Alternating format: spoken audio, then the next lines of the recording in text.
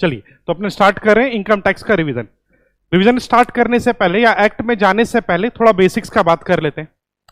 अपने income tax जो भी पढ़ते हैं या जो भी एक्ट पढ़ते हैं, एक्ट में जाने से पहले हम लोग कुछ कॉन्स्टिट्यूशन का बात किए थे, आपको ध्यान होगा। क्योंकि अगर आप कोई भी टैक्स लगाना चाहते हैं तो आपके पास पहले तो पावर होना चाहिए, और पावर कौन देता है आपको? कॉन्स्टिट्यूशन। इनकम टैक्स का अगर हम बात कर ले तो इनकम टैक्स को लेकर आप जो पावर का बात होता है वो कॉन्स्टिट्यूशन के आर्टिकल 246 में था। आर्टिकल 246 में अलग अलग शेड्यूल का अगर हम बात कर ले तो शेड्यूल नंबर 7, और शेड्यूल 7 में 3 लिस्ट होता था, लिस्ट 1, लिस्ट 2, लिस्ट 3। आपको ध्यान होगा, list 1 union list, list 2 state list, list 3 concurrent list. तो लिस्ट 1 जो था वो उसके अंदर आपका यूनियन लिस्ट के अंदर क्या होता है? Income tax. तो अगर हम बात कर ले इनकम टैक्स लगाने का पावर किसके पास है, तो ओनली सेंट्रल गवर्नमेंट के पास है। क्यों? क्योंकि ये लिस्ट 1 में लिखा हुआ है। लिस्ट 1 किसका? शेड्यूल 7 का। शेड्यूल 7 कौन सा? आर्टिकल 246। और इसमें अलग अलग एंट्री नंबर होता है। सेंटर के पास तो बहुत सारा मैटर पे लॉ लगाने का पावर है, और इनकम टैक्स के लिए जो था वो था एंट्री नंबर 82। तो ये भी हम लोग याद रखे थे। तो अगर हम बात कर ले तो इनकम टैक्स लगाने का पावर किसके पास है? सेंट्रल गवर्नमेंट के पास है। कहां लिखा हुआ है? Article 246 schedule 7 list 1 entry 82। और 82 में बोलता है ऑल इनकम पे सेंटर के पास पावर है इनकम टैक्स लगाने का, एक्सेप्ट ऑन एग्री इनकम। तो एग्री इनकम पे सेंट्रल गवर्नमेंट के पास पावर नहीं होता है। क्यों? क्योंकि वो लिस्ट 2 आइटम है। ठीक है, चलिए तो अब अपने बात कर रहे हैं कि हाँ ठीक है, कॉन्स्टिट्यूशन का बैकग्राउंड हम लोग समझ गए कि कॉन्स्टिट्यूशन में आर्टिकल 246 बोलते जाइएगा, याद हो जाएगा आपको। आर्टिकल 246 शेड्यूल 7 लिस्ट 1 एंट्री 82 में पावर है इनकम टैक्स को लेकर। अब जैसे ही पावर मिला फिर हम लोग एक्ट लेके आए, टैक्स लगाएं, और आप जो पढ़ते हैं वो इनकम टैक्स एक्ट 1961 का है। क्लियर है? चलिए अब कोई भी एक्ट पढ़ लो, कोई भी एक्ट, टैक्स नहीं, कोई भी एक्ट पढ़ लो, पहला 2 सेक्शन फिक्स्ड होता है। Section 1 short title, extent and applicability, और इसमें यही लिखा होगा कि this act shall be called income tax act, short title 1961। Extent whole of India में एप्लीकेबल होता है, और एप्लीकेबल का डेट याद रखिएगा, ये एप्लीकेबल हुआ था 1 अप्रैल 1962 से। क्लियर है? चलिए section 1 short title extent, short title extent applicability. Section 2 में डेफिनेशंस होता है। अब डेफिनेशंस बहुत सारा आप पढ़े थे, कुछ डेफिनेशन आपको समझ के रखना होता है और कुछ आपको याद रखना होता है। अगर हम लोग बात करें तो सबसे पहला डेफिनेशन हम लोग पढ़े थे इंडिया का। ये आपको रटना नहीं है, बस आपको समझना है इंडिया का मतलब क्या होता है। तो हम लोग बोले इंडिया का मतलब जो आप लैंडमार्क समझते हो, मैप, वो तो है ही है, पॉइंट 1। बट सिर्फ मैप या लैंडमार्क को इंडिया नहीं बोलते, अपने वाटर्स में भी कुछ दूर तक इंडिया है। कितने दूर तक? तो हम लोग बोले 200 नॉटिकल माइल्स, और 200 नॉटिकल माइल्स को आप EEZ बोलते हैं, एक्सक्लूसिव इकोनॉमिक जोन। तो इंडिया का मतलब क्या हुआ? जो लैंडमास है वो तो वही हुआ, प्लस वाटर, वाटर में कहां तक? 200 nautical miles, that is EEZ। और सिर्फ लैंड और वाटर नहीं, जो एयर स्पेस है वो भी इंडिया है। तो एयर स्पेस भी क्या होता है? इंडिया। क्लियर है? तो ये ध्यान रखिएगा इंडिया का डेफिनेशन। नेक्स्ट, इसके बाद ये डेफिनेशन, अपना सेकेंड डेफिनेशन आपको याद रखना होता था, पर्सन। पर्सन का अगर अपने बात कर ले तो हम लोग बोलते हैं इनकम टैक्स कौन देता है? Every person. अब पर्सन कितने हो सकते हैं? तो हम लोग बोले 7 टाइप के पर्सन होंगे। सबसे पहला कौन सा पर्सन होगा? नेचुरल पर्सन, इंडिविजुअल, हम आप। Next one HUF, Hindu undivided family. HUF के लिए अगर अपने बात कर ले तो HUF के लिए मिनिमम हमारे को 2 जनरेशन चाहिए। अपने बोले HUF में कॉमन एंसेस्टर्स होना चाहिए आपका। ठीक है, अगर HUF का बात कर ले तो ये इसमें कॉमन एंसेस्टर्स होते हैं, और लीनियन मेल डिसेंडेंट्स आएंगे। लीनियन मतलब सेम लाइन। और अगर अपने बात कर ले तो जो पर्सन HUF में आता है उसकी वाइफ भी आती है। बट ध्यान रखिएगा डॉटर्स में सिर्फ अनमैरिड डॉटर HUF में आएगी। तो किसी फादर के HUF में फादर सन लीनियन डिसेंडेंट, मदर आएगी, सन्स वाइफ आएगी, क्योंकि जो मेल आता है उसके स्पाउस या वाइफ भी आती है। बट डॉटर में याद रखिएगा अनमैरिड डॉटर है तो वो अपने फादर के HUF में आएगी। क्यों? क्योंकि मैरिड डॉटर अपने हस्बैंड के HUF में काउंट होती है। क्लियर है? और HUF क्रिएट करने के लिए आपको अलग से कोई लॉ नहीं फॉलो करना होता है, इसको हम लोग बोलते हैं ऑटो क्रिएशन ऑफ लॉ। चलिए तो 2 पर्सन हो गया हमारा, नेचुरल पर्सन हम आप, इंडिविजुअल, दूसरा HUF, तीसरा कंपनी। अब चाहे वो कंपनीज एक्ट ओल्ड 1956 में आप रजिस्टर्ड हो या 2013 में हो, कंपनी के लिए तो ऑब्वियसली आपको रजिस्ट्रेशन लेना पड़ेगा। इसके बाद फर्म, अब क्योंकि हम लोग पार्टनरशिप एक्ट जानते हैं तो हम लोग जानते हैं कि फर्म रजिस्टर्ड हो भी सकता है और नहीं भी, तो इसलिए फर्म में हम लोग ये नहीं बोल रहे हैं कि रजिस्टर्ड हो। कंपनी ऑलवेज रजिस्टर्ड होता है, चाहे वो ओल्ड कंपनीज एक्ट में हो या न्यू, बट फर्म के लिए हम लोग क्या वर्ड यूज कर रहे हैं, वेदर और नॉट रजिस्टर्ड।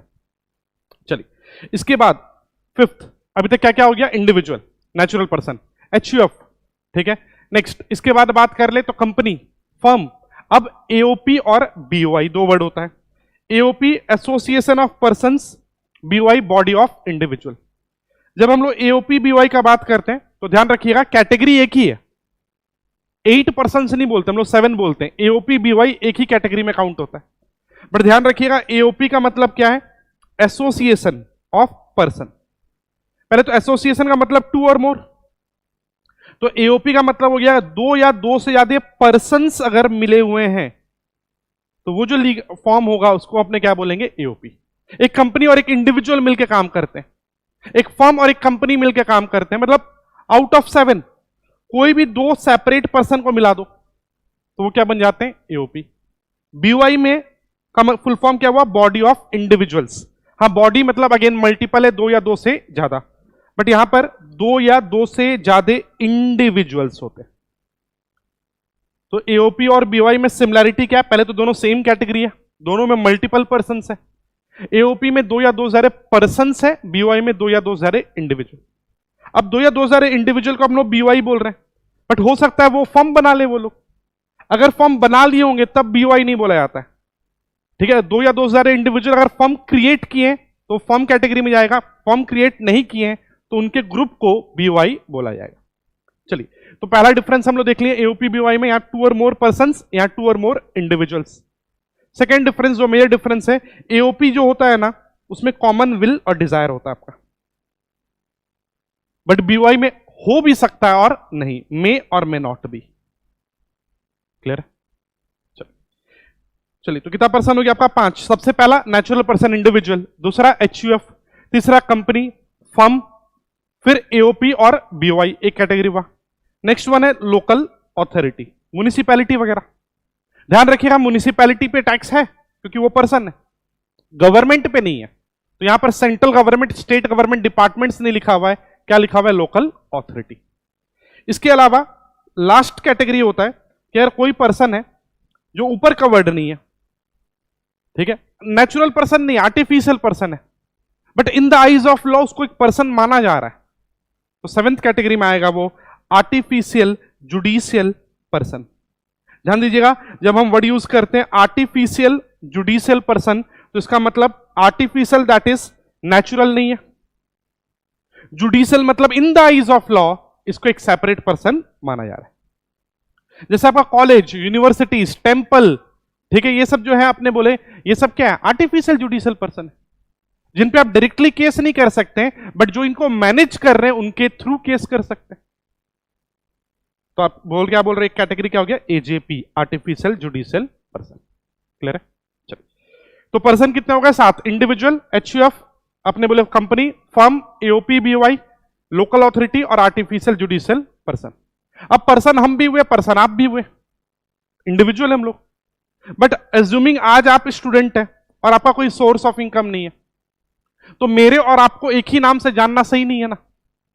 हम ऐसे पर्सन है जो टैक्स दे रहे हैं, बट आप ऐसे पर्सन हो, पर्सन आप भी हो बट टैक्स तो नहीं दे रहे हो, तो मेरे को एक अलग नाम से पहचाना जाता है, मेरे को बोला जाता है एसएससी। ठीक है, तो एसएससी कौन होता है, तो डेफिनेशन 2 पार्ट में, मींस और इंक्लूड्स। मींस पार्ट बोलता है एनी पर्सन आउट ऑफ 7, कोई भी पर्सन जिसको अपना टैक्स, इंटरेस्ट या पेनल्टी देना है, तो अगर आपका टैक्स, इंटरेस्ट या पेनल्टी पेएबल है तो आप एसएससी माने जाएंगे। इसके अलावा और भी 4 लोगों को हम लोग एसएससी मान लेते हैं। हम लोग बोले ठीक है, आपका मान लो टैक्स पेएबल है तब तो आप एसएससी हैं, से मेरा टैक्स पेएबल नहीं है, रिफंडेबल है, या मेरे पिछले साल का कुछ टैक्स पेएबल था हम अभी तक पे नहीं किया, या मेरे पिछले साल का कुछ टैक्स रिफंडेबल था अभी तक रिफंड नहीं हुआ है, तो मेरा प्रोसीडिंग अभी भी तो चल रहा है। तो अगर आपका प्रोसीडिंग्स पेंडिंग है तो भी आपको क्या माना जाता है, एसएससी। क्लियर है? तो मींस पार्ट क्या बोला, अगर आपका टैक्स इंटरेस्ट है पेनल्टी पेबल है तो आप एसएससी है, इंक्लूड्स में 4 लोग।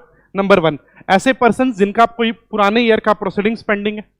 नंबर 2 क्लबिंग चैप्टर, जब आप दूसरे के इनकम पे आपके हाथ में टैक्स लगता है, वो इनकम आपके हाथ में हम लोग जोड़ते हैं।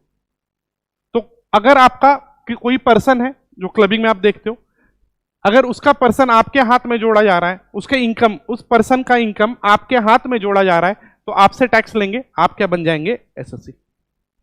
जब आप दूसरे पर्सन के इनकम पे टैक्स के लिए लायबल है। नेक्स्ट वन डीम्ड एसएससी, किसी पर्सन का डेथ हो जाता है तो उसके लीगल हेयर से टैक्स लेते हैं हम लोग, उसको हम लोग क्या बोलते हैं, डीम्ड एसएससी।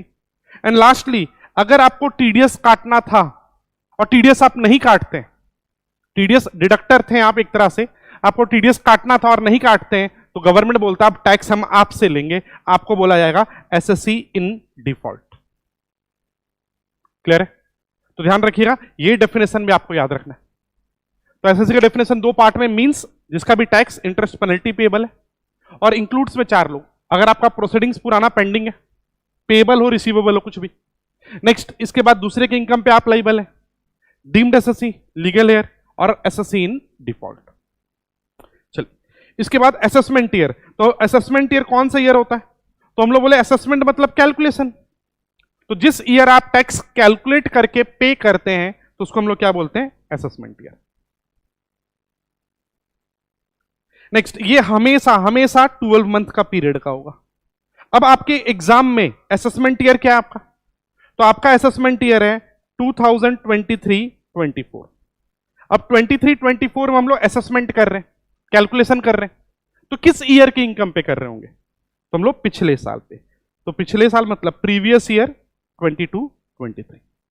तो आपके एग्जाम में प्रीवियस ईयर 22-23 है, that is assessment year 23-24। Clear है? असेसमेंट ईयर मतलब 12 महीने का पीरियड जिसमें आप प्रीवियस ईयर के इनकम पे टैक्स देते हैं। ध्यान रखिएगा, 12 मंथ पीरियड होता है असेसमेंट ईयर ऑलवेज। बट अगर आपको हम बोले प्रीवियस ईयर क्या होता है, तो पहले तो ये भी समझ लेना, सेक्शन 1 एंड 2 फिक्स था, शॉर्ट टाइटल, एक्सटेंट एप्लीकेबिलिटी और डेफिनेशन। 3 में प्रीवियस ईयर के बारे में भी होता है। अब प्रीवियस ईयर का मतलब क्या होता है, जिस ईयर में आप इनकम अर्न कर रहे हैं उसको हम लोग बोलते हैं प्रीवियस ईयर। जैसे हमारे लिए असेसमेंट ईयर 23-24 है, तो प्रीवियस ईयर क्या है, 22-23।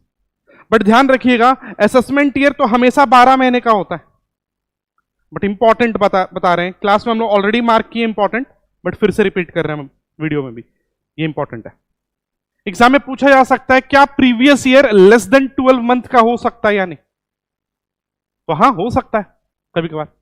असेसमेंट ईयर कभी नहीं, असेसमेंट ईयर ऑलवेज क्या होगा, 12 month period. But previous year yes, it can be for a period less than 12 month. कब, जब आपका न्यू सोर्स ऑफ इनकम आता है या न्यू बिजनेस आप सेट करते हैं। 2 केस बोल रहे हैं, नया बिजनेस सेटअप किए या नया सोर्स ऑफ इनकम आया। बोलिएगा एक पर्सन है दिसंबर 22 से बिजनेस स्टार्ट किया, कंपनी बनाया और बिजनेस स्टार्ट किया दिसंबर 22 से, तो प्रीवियस ईयर मतलब जिस ईयर में आप अर्न करते हैं, तो इसके लिए प्रीवियस ईयर अप्रैल 22 से काउंट करेंगे क्या आप, नहीं, ये स्टार्ट ही कब किया काम, दिसंबर से, तो इसका प्रीवियस ईयर होगा दिसंबर 22 से मार्च 23, तो 4 महीने का प्रीवियस ईयर है। तो हाँ, प्रीवियस ईयर 12 महीने से कम भी हो सकता है। 2 केस, नंबर 1 जब आप न्यू बिजनेस स्टार्ट करते हैं या आपका न्यू सोर्स ऑफ इनकम आता है। बट हाँ याद रखिएगा, असेसमेंट ईयर हमेशा ही क्या होगा, 12 मंथ पीरियड। चलिए, हम लोग अभी बोले नॉर्मली प्रीवियस ईयर में आप पैसा अर्न करते हैं और असेसमेंट ईयर में आप टैक्स देते हैं, बट कुछ एक्सेप्शन है, अगेन इंपॉर्टेंट फॉर थ्योरी, कि इन सब केसेस में हम लोग बोले नॉर्मली आप क्या करोगे, प्रीवियस ईयर के इनकम पे टैक्स देना असेसमेंट ईयर में, बट 5 सर्कमस्टांसेस में ऐसा नहीं होता। इन 5 के अलावा एक सिनेरियो और होता है, एडवांस टैक्स, वो तो अलग से एक चैप्टर है। एडवांस टैक्स में भी क्या होता है, हम during the year he tax देते हैं, उसको छोड़ दीजिए।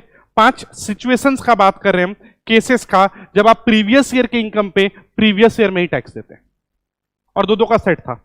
सबसे पहला, कोई नॉन रेसिडेंट है और उसका शिपिंग बिजनेस है, यूएस का एक पर्सन शिप लेके इंडिया आया है, अब शिप में गुड्स लाया हो या पैसेंजर लाया हो, तो इंडिया में लाया, इंडिया में ड्रॉप करेगा, पैसा लेकर चला जाएगा, तो क्या हम लोग नेक्स्ट ईयर वेट करेंगे कि वो वापस आके टैक्स देगा?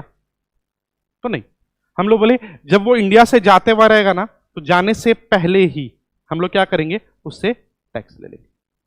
तो पहला केस, जब प्रीवियस ईयर के इनकम पे हम प्रीवियस ईयर में ही टैक्स ले रहे हैं। Number 1, non resident having shipping business. चलिए, पहला केस में तो बाहर वाला इंडिया आया था, तो इंडिया से जाने से पहले ही टैक्स ले लिए। दूसरा केस है इंडिया वाला इंडिया के बाहर जा रहा है, income of person living in India, Vijay Mallya type का आदमी। एक आदमी इंडिया से बाहर भाग रहा है और उसे with no intention of coming back, वापस आने का कोई प्लानिंग ही नहीं है, तो हम लोग वेट नहीं करेंगे, जाने से पहले अगर पता चला तो उस टाइम ही हम लोग क्या करेंगे, टैक्स ले लेंगे। तो 2 केस हुआ अभी तक 5 में से। पहला, बाहर वाला आदमी इंडिया आया, शिपिंग बिजनेस वाला जा रहा है तो टैक्स ले लेंगे। दूसरा, इंडिया वाला बाहर जा रहा है और नहीं आने वाला है वापस, तो टैक्स ले लेंगे। तीसरा, एओपी बीवाई बनाए थे हम लोग एक प्रोजेक्ट के लिए और वो प्रोजेक्ट कंप्लीट हो गया, अगले साल एओपी बीवाई एग्जिस्ट ही नहीं करेगा, तो हम अगले साल क्यों वेट करें, इस साल ही हम लोग क्या करेंगे, आपसे टैक्स ले लेंगे। तो third case, AOP BY formed for a particular purpose. सिर्फ एओपी बीवाई क्यों, एक कंपनी था, बिजनेस बंद कर दिया, तो अगेन अगले साल वो एग्जिस्ट ही नहीं करेगा, तो हम लोग सेम ईयर में टैक्स ले लेंगे। कंपनी क्या, फर्म हो, कुछ भी हो, डिसकंटिन्यूएंस ऑफ बिजनेस प्रोफेशन। तो 5 में से 2 का 2 सेट था। पहला, non resident shipping business, India आया, इंडिया से जा रहा है तो टैक्स ले लेंगे। दूसरा, इंडिया वाला इंडिया से बाहर जा रहा है और वापस नहीं आने वाला है, टैक्स ले लेंगे। एओपी बीवाई जिसलिए बनाए थे, काम कंप्लीट, सेम ईयर में टैक्स लेंगे। बिजनेस बंद कर दिए, सेम ईयर में टैक्स लेंगे। और पॉइंट 4 एक जनरल केस है, कभी भी ऑफिसर को लगता है, ऑफिसर मतलब income tax officer, that is assessing officer, कभी भी ऑफिसर को लगता है कि एसएससी नेक्स्ट ईयर भाग जाएगा, टैक्स प्रॉपर्टी वगैरह बेच देगा, टैक्स देगा ही नहीं, तो हम लोग वेट नहीं करेंगे, सेम ईयर में असेसिंग ऑफिसर आपसे टैक्स ले सकता है। क्लियर है? तो ये 5 केसेस है जब आप प्रीवियस ईयर के इनकम पे प्रीवियस ईयर में ही टैक्स देते हैं। इसके अलावा एक चैप्टर होता है एडवांस टैक्स। क्लियर है?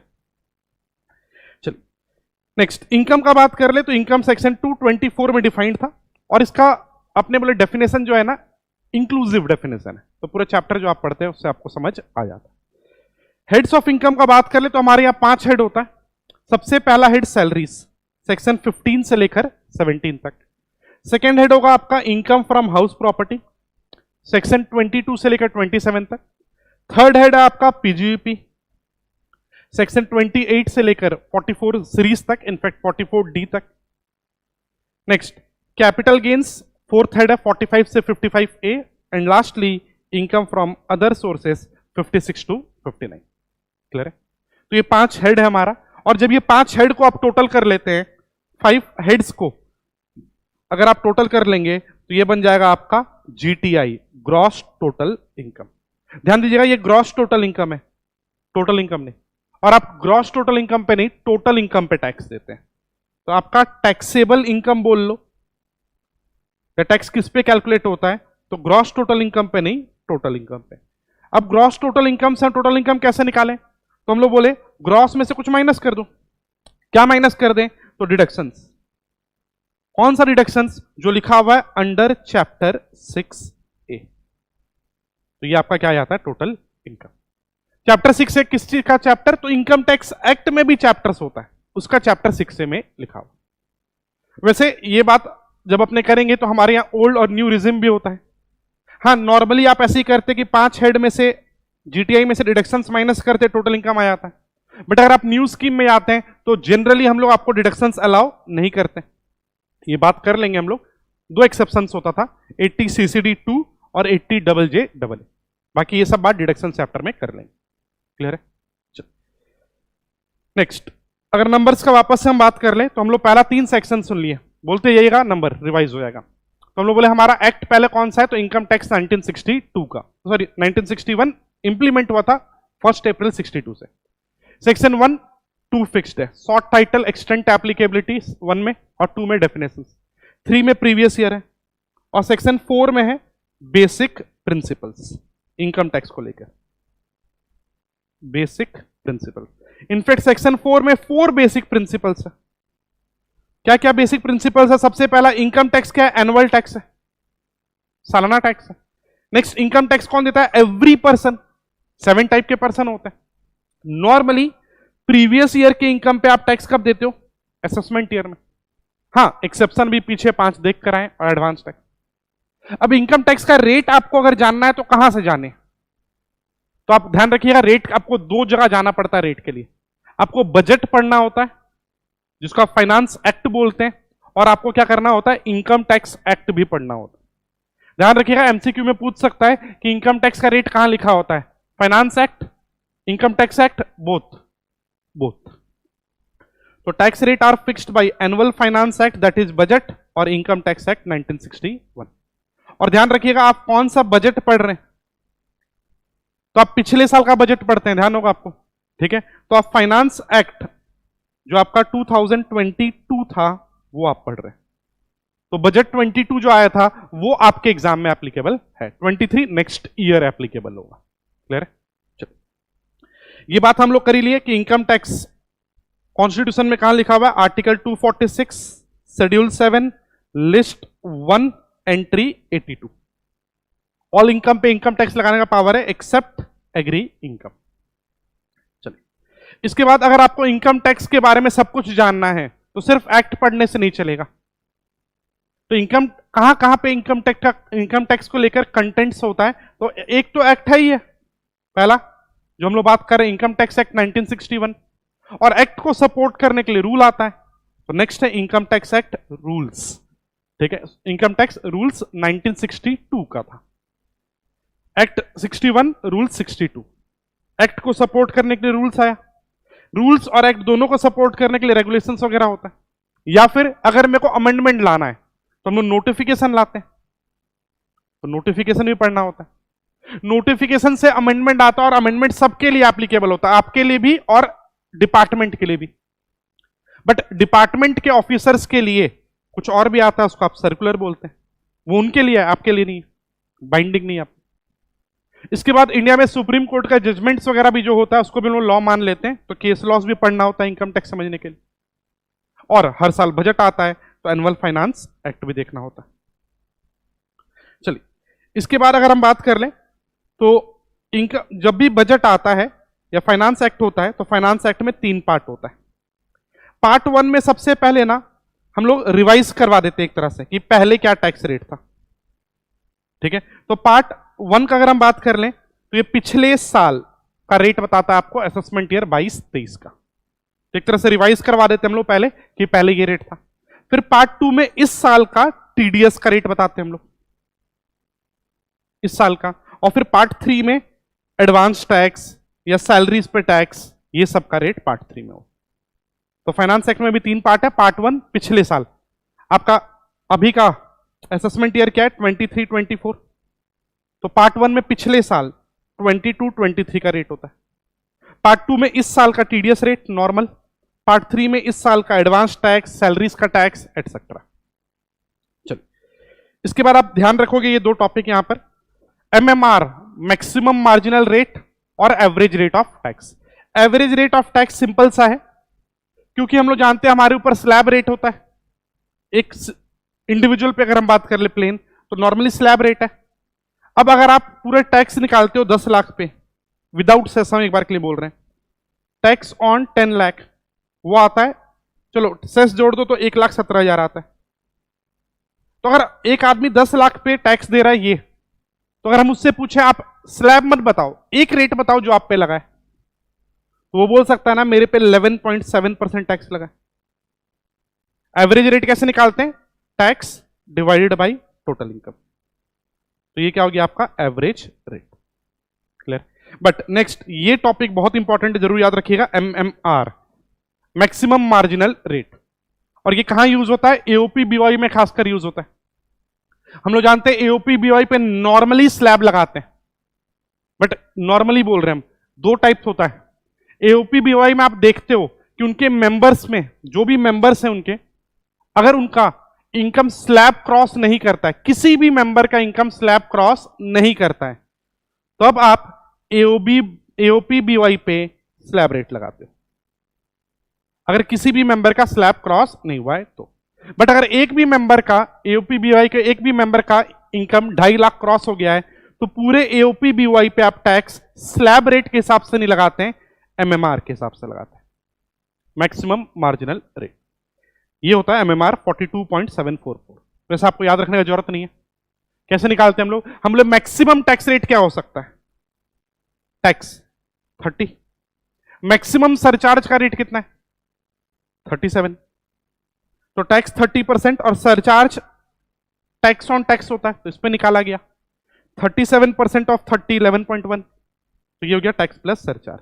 और उसके बाद सगुन का पैसा सेस, तो सेस जोड़ दो आप।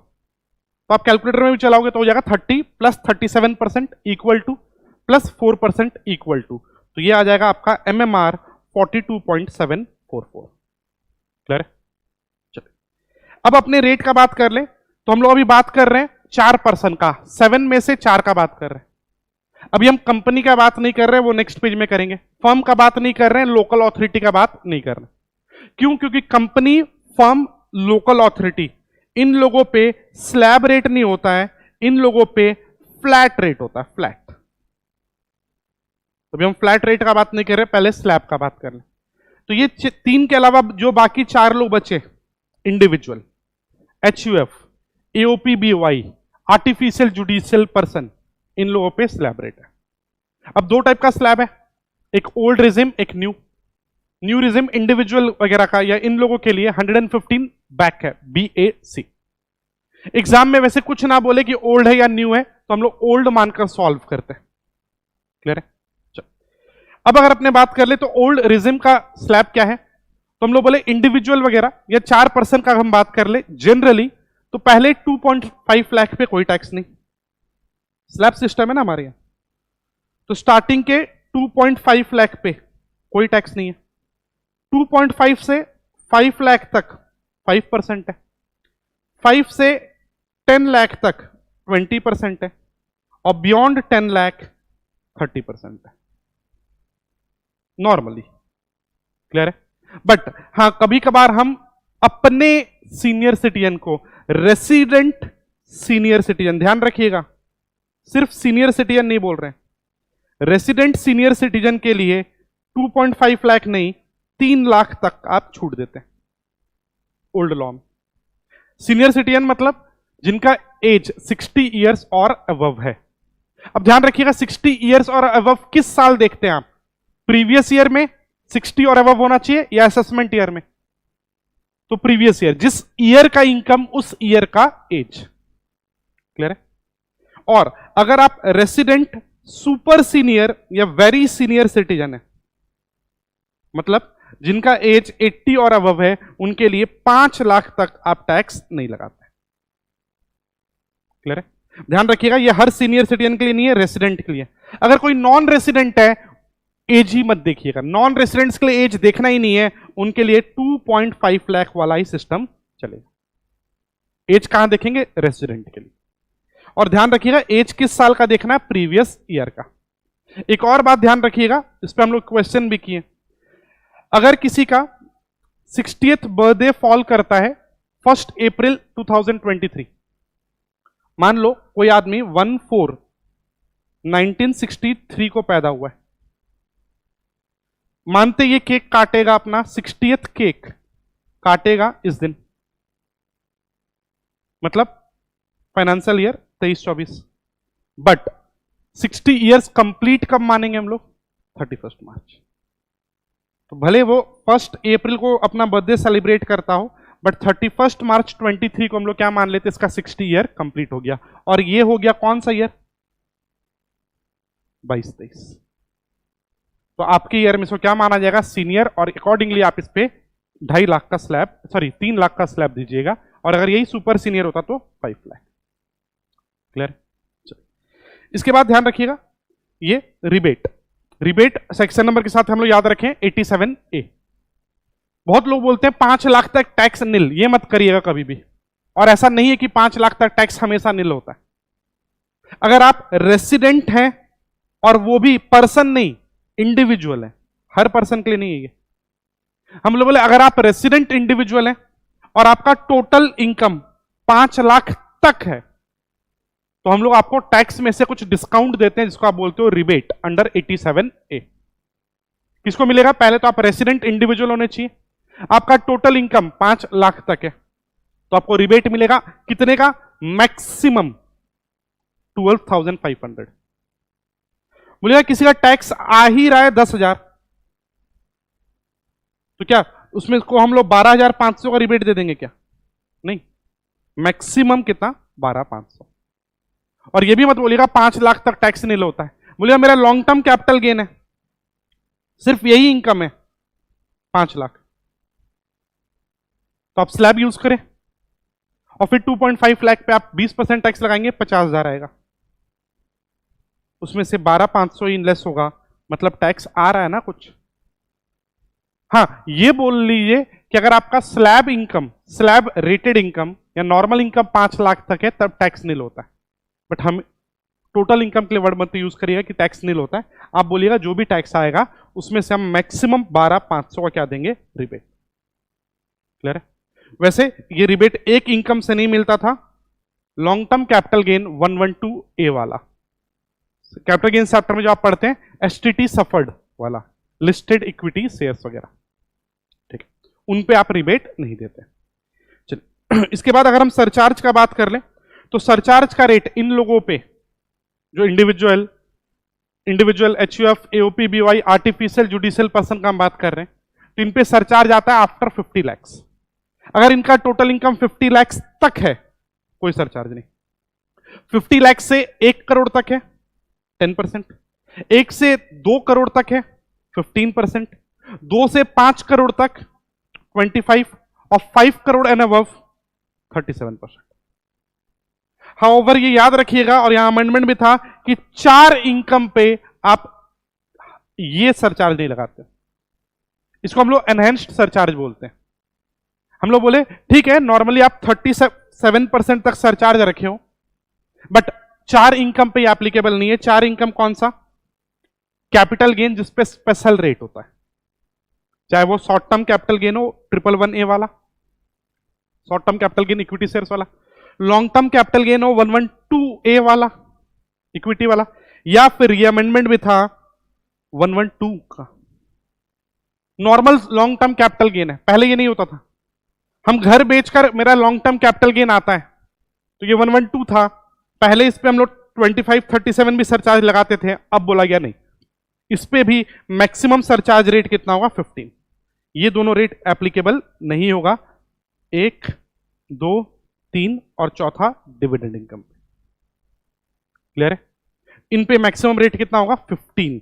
इन पे अंडर नो सर्कमस्टांसेस सरचार्ज का रेट 15% क्रॉस नहीं करेगा। अब दिक्कत क्या होता है ना कि अगर मेरा इनकम टोटल इनकम में ये भी है और अदर इनकम भी है, आप अदर इनकम के लिए तो बोल रहे हो हम 37 तक लगाएंगे, बट इन 4 इनकम पे आप बोल रहे हो नहीं हम 15 से ऊपर नहीं लगाएंगे, और मेरी टोटल इनकम में दोनों जुड़ा हुआ है, तब क्या करें? तब फिर हम लोग देखते हैं आपका टोटल इनकम है कितना। सुनिएगा, अगर आपका टोटल इनकम 2 करोड़ तक है तो देखिएगा ही मत कि उसके अंदर ये 4 इनकम है या नहीं। अप टू 2 करोड़ दिमाग ही नहीं लगाना है, कोई भी इनकम हो, ये 4 स्पेशल इनकम हो या अदर इनकम हो, अप टू 2 करोड़ 15% टैक्स है। 1 से 2, हाँ अब बोलोगे मेरा नहीं 70 लाख है तो 10% है। मतलब आपको टोटल इनकम अगर आपका 2 करोड़ तक है तो दिमाग ही मत लगाइएगा, जैसा चल रहा है वैसा चलने दीजिए। बट अगर आपका टोटल इनकम 2 करोड़ क्रॉस हो गया तब दिमाग लगाना होगा, तब आप तोड़ते थे। Up to 2 crore total income है, कोई दिमाग मत लगाइए। बट अगर मेरा टोटल इनकम 3 करोड़ है, मान लो टोटल इनकम 3 करोड़ है, तब आप क्या करना, ये 4 स्पेशल इनकम को अलग करो। क्यों? क्योंकि ये 4 स्पेशल इनकम कौन कौन सा? Short term capital gain 111A, long term capital gain 112A, long term capital gain 112 और डिविडेंड। इन चारों पे तो आप कभी भी 15% से ऊपर लगाते ही नहीं है, तो इन पे क्या होगा 15। और फिर देखिएगा बाकी इनकम कितना है। अगर अदर इनकम 2 करोड़ क्रॉस कर रहा है तो लगाइए अदर पे 25। क्लियर है? मतलब अप टू 2 करोड़ आप डिवाइड मत करना, जैसा चल रहा है वैसे चलना ही है। 2 करोड़ जैसे ही क्रॉस कर जाएगा तब तोड़ तोड़ के दिखिएगा। क्या ये 4 इनकम के अलावा बाकी इनकम 2 से 5 के बीच में है क्या? बाकी इनकम अगर हाँ, बाकी इनकम 2 से 5 करोड़ के बीच में है इन 4 के अलावा, तो बाकी पे लगाइए 25, और इन 4 पे तो आप जानते हो इन एनी केस हम 15 से ऊपर नहीं लगाते। अप टू 2 करोड़ में दिमाग नहीं लगाना, जैसा चल रहा है चलने दीजिए। 2 करोड़ के बाद तोड़ तोड़ के देखना, ये 4 को छोड़ दें तो कितना इनकम है। अगर छोड़ने के बाद भी टोटल इनकम 2 करोड़ क्रॉस कर रहा है, 2 to 5 करोड़ 25%। सेम वे अगर हम मेरा इनकम इन सबको छोड़ दें, हम ये 4 इनकम को छोड़ दें और मेरा इनकम 5 करोड़ क्रॉस कर रहा है नॉर्मल इनकम, तो इन 4 पे तो आप 15% ही लगाते हो, तो इन पे 15 लगाइए। और क्योंकि इनको छोड़कर अदर इनकम 5 करोड़ क्रॉस कर रहा है तो लगाइए ना अदर इनकम पे 37%। क्लियर है? फिर से हम रिपीट करें, 2 करोड़ तक रहता है तो हम डिवाइड नहीं करते, 2 करोड़ क्रॉस हो गया तो आप डिवाइड करके देखिएगा। ठीक है, यहां पे हम लोग एग्जांपल भी किए हैं। जैसे देखिए मेरा टोटल इनकम 3 करोड़ है, 3 करोड़ सुनते ही मेरे को लगेगा 25%, बट नहीं, 3 करोड़ है तो तोड़िए। देखिए टोटल इनकम एक्सक्लूडिंग 4 इनकम 250 है और वो 4 स्पेशल इनकम 50 है। पहले ये 4 स्पेशल इनकम पे तो 50 नहीं लगाओगे आप, उसके ऊपर तो लगाते नहीं है। और क्योंकि बाकी इनकम देखा जाए तो 2.5 करोड़ है, बाकी इनकम 2 से 5 करोड़ के बीच में है, तो बाकी इनकम पे 25% लगाइए। एक और एग्जांपल देख लीजिए, मेरा टोटल इनकम 7 करोड़ है, नॉर्मल इनकम है मेरा 6 करोड़ का और 4 स्पेशल इनकम है 1 करोड़। ठीक है, 7 करोड़ देखकर आपको 37% टैक्स सरचार्ज लगाने का मन कर रहा होगा, बट नहीं, इन 4 पे तो 50 नहीं लगाएंगे। और क्योंकि बाकी इनकम 5 करोड़ क्रॉस कर रहा है तो बाकी पे 37 लग रहा है। क्लियर है? बाकी सरचार्ज कैसे कैलकुलेट करते हैं? तो सरचार्ज का मतलब होता है टैक्स ऑन टैक्स, तो टैक्स पे कैलकुलेट होता है ये। ठीक है, तो जो भी रेट होता है ऑफ इनकम टैक्स। नेक्स्ट, अब टैक्स सरचार्ज लगाने के बाद आप सगुन का पैसा देते हैं जिसको हम लोग बोलते हैं सेस, तो टैक्स प्लस सरचार्ज जो भी आएगा उस पर सब पर्सन के लिए सेम है, 4% सेस देना हो। क्लियर है? अब अगर हम अदर रेट में आ जाए, स्लैब रेट का तो बात हो गया ओल्ड लॉ में। अगर बाकी 3% का बात कर लें, 4% का बात कर लिया था individual, HUF, AOP, BOI, artificial judicial person, जो बचे 3 उन पे फ्लैट रेट है, कोई स्लैब नहीं। कौन कौन? Firm, local authority, company. Firm और लोकल अथॉरिटी पे फ्लैट 30% है, इनकम 100 रुपया क्यों ना हो टैक्स देना होगा, कोई छूट नहीं है, फ्लैट 30%। दोनों पे सेम है और दोनों का सरचार्ज भी सेम है।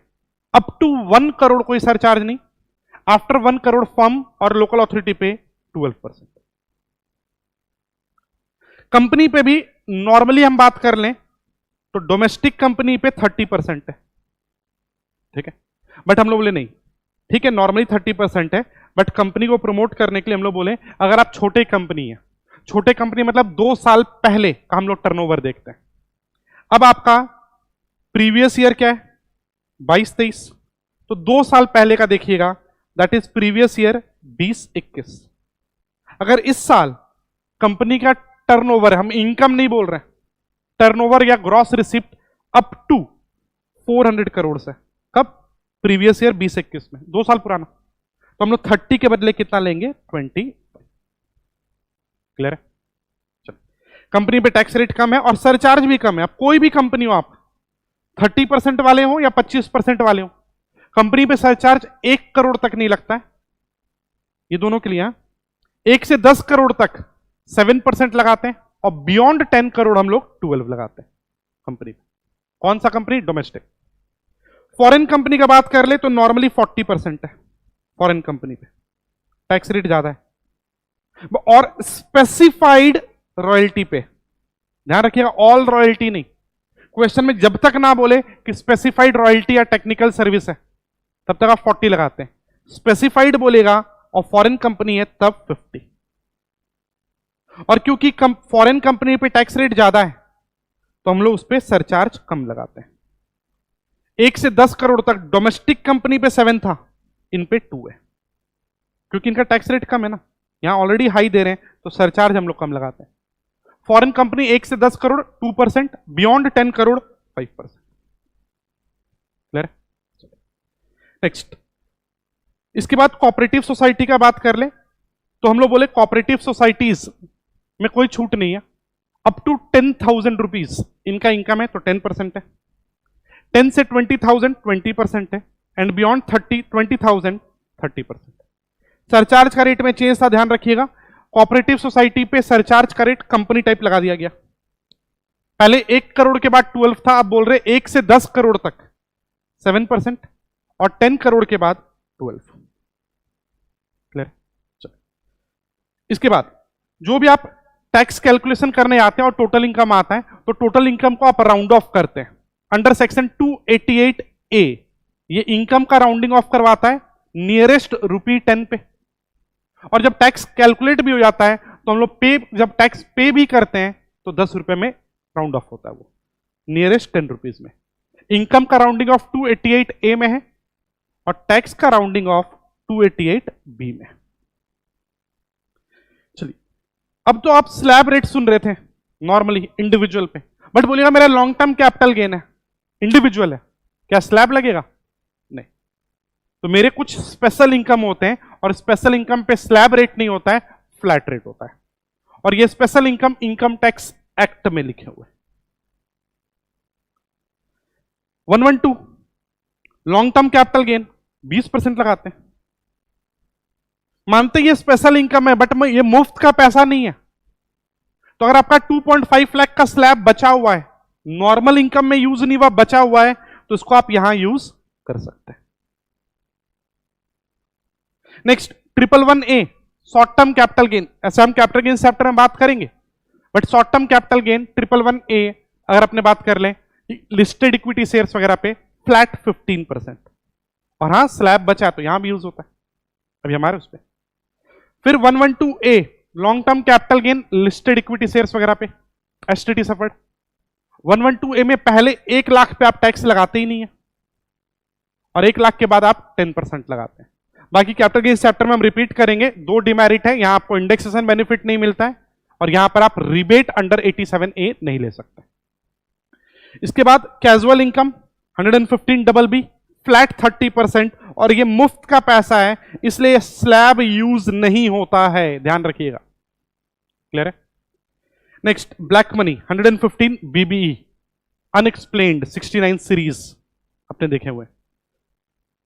ब्लैक मनी पे टैक्स रेट होता है 60% प्लस 25% सरचार्ज, तो 60 और 60 का 25% अगर हम लोग कर लें तो 15 होता है, 75 हुआ, प्लस 75 का 4% सेस 3, तो ब्लैक मनी पे एक तरह से आप पे 78% का टैक्स होता है। क्लियर है? चलो, इसके बाद मार्जिनल रिलीफ, ये जरूर ध्यान रखिएगा, जब जब झटके से सरचार्ज लगता है या जब जब अचानक से सरचार्ज इंट्रोड्यूस होता है ना, और आपका बॉर्डर एरिया का फिगर है 50 लाख के आसपास का फिगर है, मेरा 50,01,000 है, 1 करोड़ के आसपास का, 2 करोड़ के आसपास का, 5 करोड़ के आसपास का, 10 करोड़ के आसपास का, मतलब जो भी इनकम जहां पे सरचार्ज या तो इंट्रोड्यूस होता है या सरचार्ज इंक्रीज होता है और उसके आसपास का एरिया है, तब आप हमेशा टैक्स कैलकुलेट करते टाइम पे रिलीफ चेक करिएगा। क्वेश्चन में नहीं लिखेगा रिलीफ देना है, आपको खुद से जज करना होगा। यहां पर हमारा मोटो था कि आपका इंक्रीज इन इनकम से ज्यादा इंक्रीज इन टैक्स नहीं हो सकता है। हम 51 लाख कमाते हैं मान लो, या 50,01,000 कमाते हैं, 50 लाख तक कोई सरचार्ज नहीं था, अब 50,01,000 जब टैक्स निकाले तो पूरे पे आप सरचार्ज लगा देते हो, और क्योंकि आप पूरे पे सरचार्ज लगा रहे हो तो बहुत बार ऐसा होता है ना कि आपका टैक्स अमाउंट इनकम्स को क्रॉस कर जाता है।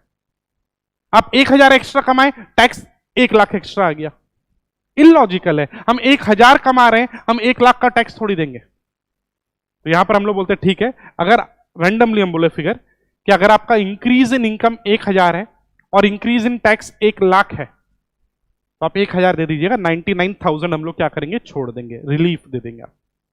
क्लियर है? चलो इसके बाद न्यू सिस्टम का अगर हम बात कर लें तो इंडिविजुअल एचयूएफ के लिए न्यू स्कीम में अलग अलग रेट है, और यहां पर ध्यान रखिएगा senior citizen, resident, non resident नहीं करते हम लोग, सेम। यहां पर हर 2.5 लाख के बाद 5% रेट बढ़ जाता है। पहला 2.5 लाख 0, 2.5 से 5 लाख 5%, फिर 5 से 7.5 लाख और 5% जोड़ दो 10, 7.5 से 10 15, 10 से 12.5 20, 12.5 से 15 25, 15 टू के above 30। For every 2.5 lakh 5% rate बढ़ता है। सरचार्ज एज इट इज है, सेस एज इट इज है। क्लियर है? बट हाँ, अगर आप न्यू स्कीम जो इंडिविजुअल के लिए 115 बैक बीएससी में कवर्ड है, अगर आप ये ऑप्ट करते हैं तो बहुत सारा डिमेरिट्स है, ये सब एग्जाम्पशंस, ये सब डिडक्शंस आपको नहीं मिलता है। इसका बात हम लोग हर चैप्टर वाइज कर लेंगे। जैसे सैलरी में इतना सारा नहीं मिलता है, एचपी में ये रहा, पीजीपी में ये रहा, ये सब हम लोग चैप्टर वाइज बात करेंगे। नेक्स्ट वन, इसके बाद अगर आप ओल्ड स्कीम और न्यू स्कीम जो ऑप्शनल है, या ऑप्शन हर साल है या once in a lifetime है, तो इसके लिए हम देखते हैं आपका कौन सा इनकम है। अगर आपका पीजीपी इनकम नहीं है, कोई और इनकम है, से सैलरी इनकम है आपका सिर्फ, या अदर देन पीजीपी कोई भी इनकम है, पीजीपी नहीं है, तो आपके पास हर साल ऑप्शन होता है। हो सकता है इस साल आप ओल्ड ले लियो, अगले साल न्यू ले लेना, एंड सो ऑन।